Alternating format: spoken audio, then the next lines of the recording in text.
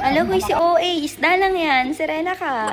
Aba, huy, isa sobrang dami ay nakakatuwa. After ko ma-experience ang mag-crab at pusit, ito talaga ang pinaka-the best. Ay, feeling ko yung nasa malaki akong fish pond. Oo, sa dami. Dahil last time nga, inamuti ang aming mga mata dahil wala man lang kaming nakuha kahit isang pusit at crabs. Kaya sabi ko, ay mag-fishing na lang kami. Alas 5 pa nga lang ng umaga nung nagsimula kaming mamingwit at sabi ko, walang uuwi hanggat walang huli. At abay, nakisama ang mga isda at naglabasan dahil alam siguro okay, wala nang makakain sa buong linggo. Sobrang mag-e-enjoy ka at ma-appreciate mo ang dagat ito dahil napakaraming isda at iba't ibang klase katulad ng salmon, blue marlin, lapu-lapu. Hala, hindi yun, mamahaling isda yun. Hala, sana all mahal.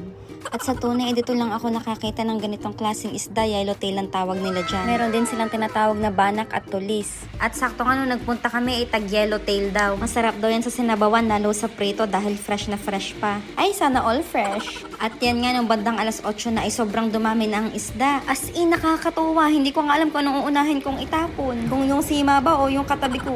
Ala, hindi yun. Sa tunay ay hindi ko na alintana ang init ng panahon dyan dahil sabi ko pag naka 10 kilo ayain ako masunog. Basta ang sigurado isang buwang busog. Aba hoy, baka maggalisin ka naman pag isang buwang inulam. Oo, dahil alam nyo ga, pag gusto kong kumain ng isda ay talagang pumupunta pa ako sa mga grocery store at kahit frozen baga ay binibili ko. Pero ngayon nga inunid na dahil direct and fresh from the sea. Oo, mas fresh pa sa aura ko. At nakakatuwa dahil halos ang lalaki ng mga nabibingwit namin. Ay panis talaga ang skincare mo sa sobrang aliw sa pamingwit dito. Hindi mo na talaga maiisip ang pinagpapapahid at pinag-iinom mong collagen at glutathione. Feeling ko bagay walang nagawa ang SPF 100 mong sunblock sa sobrang init. Kaya sabi ko pagbalik ko dito ay mag-full cover na talaga ako. Yung talagang mukhang mangingisda. Oo. Ay dati nga ay pa-jogging-jogging lang naman ako sa lugar na ito. Ay dahil bagay nagpapasexy. Oo. Dahil maganda nga ang seaside view dito at ambience kaya malimit dito ako mag-jogging. Hanggang sa nakita ko nga itong sinakababayan na nag-fishing. Hindi ko rin nga alam na allowed pa lang mag-fishing sa area na ito. Dahil ang alam ko is pasyalan lang talaga ito dito sa May Salmia. At dahil nga nananatlay sa dugo ko ang pagkainggitera, edi gagayahin ko na laang sila, oo. Maikwento ko nga laang sa inyo, digay nung nakita ko nga na sina kuya ay nag-fishing dyan, oo. Ay super chinika ko na laang muna. Nagarni gayon, di chikang natutuwa dahil karami nilang huli, ano. Ay hindi nila alam na yun ay strategy ko laang para ako'y makapanghingi ng isda sa kanila. Abay walang kahirap-hirap, ay digay chumikan at suminsay la ay may 1 kilong isda pag uwi. Oo, wala namang masama kung maging friendly, diga. Kaya thank you naman sa inyo mga kuya, nagigil sa pagtuturo dahil bagay ako'y paiyak na ako hindi makahuli nung una. At nung natuto ay abay, huyo kayo.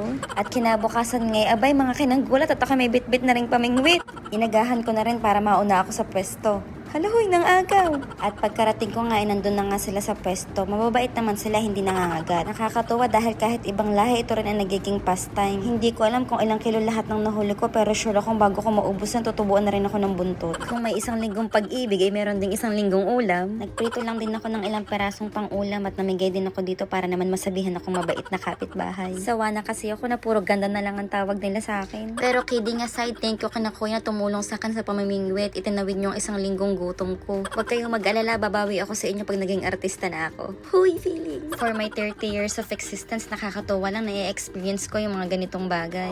Lalo pat malayo ako sa pamilya, napakalaking bagay para malesen yung pagka-homesick ko. Na after work, may free time ka pa para makapag-enjoy at makapag-relax sa dagat. Tapos marami ka pang huling isda bago umuwi. Abay, package! At alam nyo ga, nasa sobrang excited kung bumalik at makapamingwit ulit. Ay, napapanaginipan ko na.